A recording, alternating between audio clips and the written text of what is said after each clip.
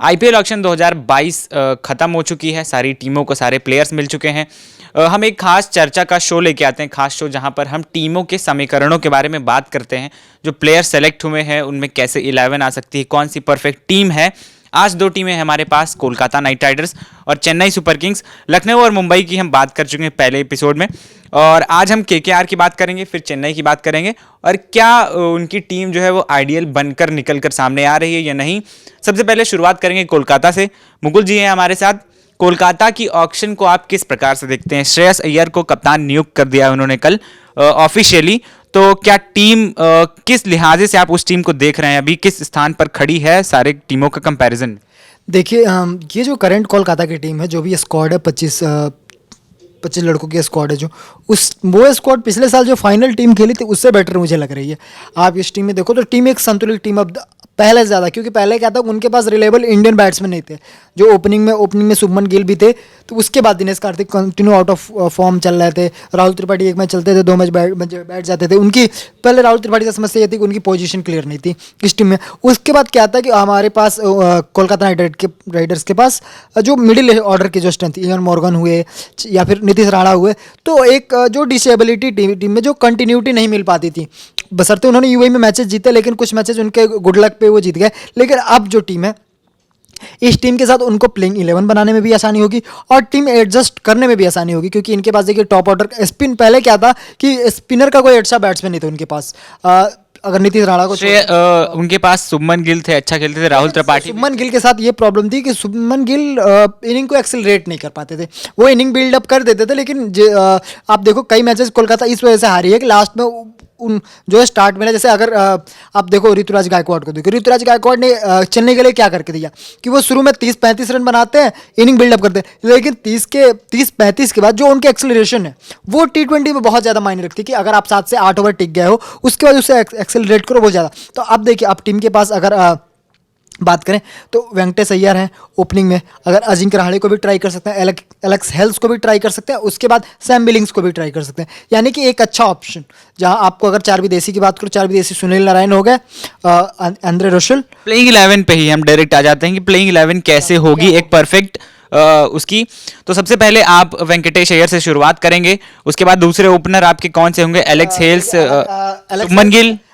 कोलकाता ने ये भी बताया कि एलेक्स हेल्स जो है एज अ विकेट कीपर भी उन्होंने चॉइस किया है, क्योंकि वो ऑप्शनल विकेट कीपिंग भी करते हैं। तो हमें एलेक्स हेल्स या सैम बिलिंग्स में से कोई एक खेल तो देगा, लेकिन मैं अगर मेरी जो एडवाइजर होगी, वो अगर टीम सेलेक्ट करता हूँ तो उसमें मेरे साथ वेंकटेश अय्यर के साथ अजिंक्य रहाणे को खिलाना चाहूँगा, या फिर अगर वेंकटेश अय्यर नहीं खेलते तो नीतीश राणा, अजिंक्य रहाणे लेफ्ट राइट का कॉम्बिनेशन रखूंगा। तो उसके बाद श्रेयस अय्यर, फिर शुभमन गिल को जगह नहीं दे, शुभमन गिल गुजरात टाइटंस में, माफ कीजिएगा। तो शुभमन गिल गुजरात, उसके बाद नीतीश राणा, फिर नीतीश राणा के बाद हम सैम बिलिंग्स के साथ। अगर अजिंक्य रहाणे टीम में है तो सैम बिलिंग्स, अगर अजिंक्य रहाणे नहीं है टीम में, अगर एलेक्स हेल्स ऊपर है तो हम वहाँ पे शेल्डन जैक्सन को खिलाएंगे सैम बिलिंग्स के साथ। एलेक्स हेल्स ऊपर होंगे तो नीचे शेल्डन जैक्सन होंगे, अगर एलेक्स हेल्स नहीं होंगे तो सैम बिलिंग्स होंगे। 4 नंबर पर आपका कौन सा ऐसा प्लेयर? नीतीश राणा। 5 पर आंद्रे रसल आएंगे? नहीं, 5 पे मैं सैम बिलिंग्स को खिलाऊंगा अगर मैंने अजिंक्य रहाणे से ओपन कराया है तो। देखिए, हमने पिछले सीजन्स में देखा है कि आंद्रे रसल को उतनी बैटिंग नहीं मिल पा रही, उतना टाइम नहीं मिल पा रहा। क्या वो मैच विनर हैं? अगर वो जितनी ज्यादा बॉल्स खेलेंगे। देखिए, रसेल के साथ प्रॉब्लम ये हो जाती थी। रसेल देखिए पिंच हिटर बैट्समैन, वो आखिरी ओवर के लिए ही स्पेशलिटी है कि अगर वो लास्ट के 5-6 ओवरों में आए, धूम धड़ाका करे और जाए। तो पहले क्या होता था ना कि जब रसेल आते थे तो इयान मॉर्गन, दिनेश कार्तिक लगातार 2-3 विकेट गिरे होते थे, तो वहाँ रसेल पे अलग दबाव होता था। अब मान लीजिए टीम का स्कोर है 15 ओवर में 130 रन सपोज करिए, और 3 विकेट है और क्रीज पे श्रेयस अय्यर हैं या फिर सैम बिलिंग्स और फिर रसेल आ रहे हैं, तो वहाँ रसेल के खेलने का अंदाज जो होगा वो अलग होगा, क्योंकि टीम जो है एक बढ़िया सेटअप में। अब पहले क्या होता था कि टीम 72 पे 0 है और 96 पे 5 हो गए, तो वहाँ रसेल को भी एडजस्ट कर, क्योंकि देखिए जब आप कोई भी टीम अगर खेल रही है, एकाएक 2-3 विकेट गिर जाए तो वहां से जो विपक्षी टीम होती है बॉलिंग, वो उनका मनोबल हाई हो जाता है, वो चढ़ के आ जाते हैं। तो ये हो रहा था कोलकाता के साथ। 7 नंबर पर आपका कौन सा प्लेयर? 7 नंबर पे जाहिर सी बात है हम सुनील नारायण को खेलेंगे। कभी कभी सुनील नारायण से भी ओपन करा सकती कोलकाता की, जैसे हमने देखा था। उसके बाद फिर 8 नंबर पर आप बॉलर शुरू कर देते हैं। बॉलिंग किस बॉलिंग यूनिट के साथ जाएंगे? क्या उमेश यादव को, पैट कमिंस, शिवम मावी और वरुण चक्रवर्ती, ये 4 हो गए। और उसके बाद 2 ऑलराउंडर हो गए हमारे पास, वेंकटेश अय्यर, आंद्रे रसेल और सुनील नारायण भी सुनील सॉरी नीतीश राणा भी बॉलिंग कर सकते हैं। तो ये केकेआर की 11 हो गई। अब हम सीएसके की तरफ बढ़ते हैं। चेन्नई सुपर किंग्स ऑक्शन में हमने देखा कि वो अपना जो उनका पूरा सेटअप होता है, डुप्लेसी को छोड़ दें और शार्दुल ठाकुर को छोड़ दें, तो उनके सारे प्लेयर्स जो पहले थे वही अभी भी टीम में हैं। थोड़ा बहुत बदलाव है बॉलिंग यूनिट में कि अभी जो उनके पास एडम मिलने आ गए हैं, एक पेसर हैं काफ़ी तेज, ड्वेन प्रेटोरियस आ गए हैं, मिचेल सेंटनर पहले थे अभी भी हैं, के भगत वर्मा को उन्होंने टीम में शामिल किया। क्रिस जॉर्डन एक अच्छा ऑप्शन हो सकता है सीएसके का। डेथ बॉलिंग समस्या बताई जा रही कि ज़्यादा बॉलर है नहीं, तो क्रिस जॉर्डन जो ये परेशानी है उसका जो हल है वो क्रिस जॉर्डन हो सकते हैं।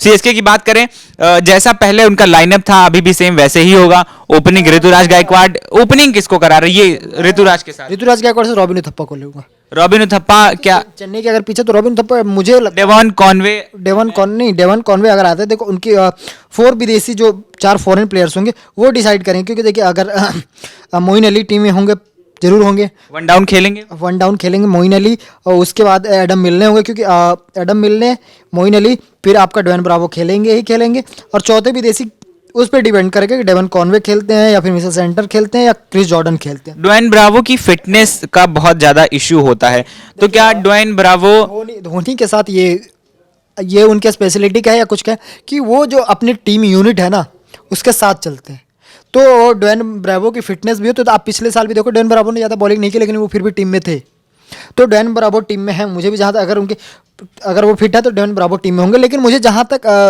चेन्नई की सबसे जो डिफिकल्ट चीज़ दिख रही है वो है उनके स्पिन डिपार्टमेंट, क्योंकि आप देखो स्पिन डिपार्टमेंट उनके पास मोइन अली है और जो बड़े नाम है मोइन अली, रविंद्र जडेजा। अगर हम लास्ट T20 फॉर्मेट्स की बात करें तो रविंद्र जडेजा का एवरेज अबाउट 60 है जो स्टैट्स। पिछले साल भी कोई अच्छा स्पिनर उनके पास नहीं था, लेकिन वो जीते, उन्होंने टूर्नामेंट जीता। लेकिन इस बार भी स्पिन की हर बार वो चीज़ हो सकता है कि पिछली बार उनके साथ बाकी गेंदबाजों ने बाकी बल्लेबाज ट्रेंड जो है वो बदल रहा है। लेग स्पिनर से हम अब फिंगर स्पिनर्स की तरफ फिर से आ रहे हैं, क्योंकि हमने ऑक्शन में देखा है कि टीमें ज्यादा लेग स्पिनर्स की तरफ नहीं गई हैं, ज्यादा पैसे नहीं मिले हैं लेग स्पिनर्स को, चाहे वो चहल हो सस्ते में बिक गए, राहुल चहर। फिंगर स्पिनर भी आप देखो तो जो बेस्ट फिंगर स्पिनर अगर देखें सारे रविंद्र जडेजा के अलावा, रविंद्र जडेजा की आप 2-3 साल से फॉर्म देखो, T20 में रविंद्र जडेजा की बॉलिंग, बैटिंग में बहुत सुधार हुआ लेकिन बॉलिंग पूरी गिरती गई है।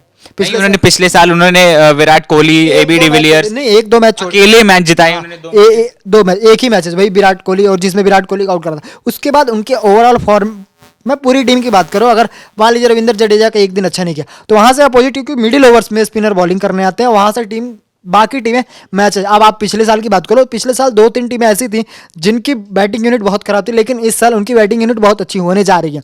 मैं बात कर रहा हूँ पंजाब की, और पंजाब की पिछले साल भी अच्छी थी। Mayank Agarwal, KL Rahul, Nicholas Pooran, Markram थे, दीपक हुड्डा थे। वही प्लेयर अगर दूसरी टीम में आ जा रहे हैं तो कैसे वही टीम नहीं, मैं आपको क्या बता रहा हूँ कि वो टीम नहीं। देखो आप केएल राहुल और मयंक अग्रवाल के अलावा उस टीम में खेलता नीचे कौन था पंजाब में? शाहरुख खान थे आपके पास, बहुत अच्छे फिनिशर। तो अब अभी देखिए ना, अभी कंपैरिजन करिए, क्योंकि मिडिल ऑर्डर देखो टीम इंडिया भी हार रही है अभी मिडिल ऑर्डर की वजह से, क्योंकि जिस टीम आप देखो, जो भी टीम, चाहे आप चेन्नई ने पिछले साल सीरीज जीती, चेन्नई की सीरीज जीतने का मेन रीजन क्या? मिडिल ऑर्डर, जडेजा ओपनिंग भी अच्छी करते। हाँ, जडेजा ओपनिंग अगर फिर कई ऋतुराज गायकवाड़, फाइव डुप्लेसी अकेले मैच जिताते थे आपको। आप अकेले उनके नहीं, ऋतुराज गायकवाड़ ने खेला, लेकिन उसके बावजूद भी उनके मिडिल ऑर्डर, मोइन अली ने एक आध मैच जीता है, रविंद्र जडेजा ने सिंगल हैंडली बैटिंग से मैच जीता है। तो जो मिडिल ऑर्डर के बैट्समैन है, या फिर मुंबई को आप देख लो, मुंबई हमेशा सक्सेस रही है। प्लेइंग 11 पे आते हैं। प्लेइंग 11 ओपनिंग में ऋतुराज गायकवाड़ के साथ रॉबिन उथप्पा या फिर डेवन कॉनवे, क्योंकि अगर फाफ डुप्लेसी का रिप्लेसमेंट के तौर पे देखते हैं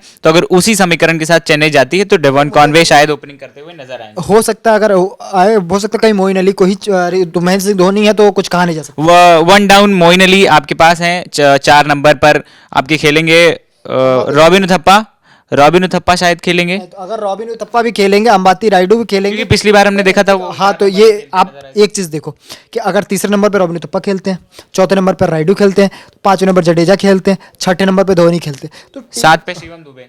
अभी हमने मोइन अली बुलाया है, अभी मोइन अली नहीं है इस टीम में, तो वो एक, तो मुझे लगता है कि मोइन अली या फिर डेवन कॉनवे कोई एक खेलेगा। पेसर कौन होंगे आपके? एडम मिलने या क्रिस जॉर्डन? दोनों होंगे, दोनों खेलेंगे। आप एडम मिलने, क्रिस जॉर्डन और दीपक चाहर। और स्पिनर में आपके पास तो मोइन अली और रविंद्र जडेजा है ही, और बाकी मुझे कोई बड़ा स्पिनर दिखता नहीं। श्रीलंका के तीक्ष्णा है, उन पे काफी ज्यादा अभी अभी का क्योंकि उनकी स्टाइल मलिंगा सिलिंगा वाली है, तो हो सकता है क्रिस जॉर्डन, एडम मिलने या फिर महेश तीक्ष्णा, तीनों में से कोई दो खेलते दिखे, क्योंकि उस पे उन्होंने तीक्ष्णा पे पैसे भी लगाए। इन्वेस्ट किया है, और वो मिस्ट्री स्पिनर है, जनता मेंडिस की तरह थोड़ा बॉलिंग करते हैं, और उनको अभी ज्यादातर प्लेयरों ने शायद नहीं खेला हो, इसीलिए मे भी सरप्राइज फैक्टर के तौर पर सीएसके उन्हें खिला सकती है। तो ये हमने प्लेइंग 11 डिस्कस की सीएसके और केकेआर के बारे में। बाकी आईपीएल जब भी शुरू होगा तो चीजें निकल कर सामने सारी आएंगी। फिलहाल बाकी जो टीम्स हैं उनकी भी प्लेइंग 11 हम आपके लिए फिर से लेकर हाजिर होंगे। तब तक के लिए बने रहिए हमारे साथ। नमस्कार।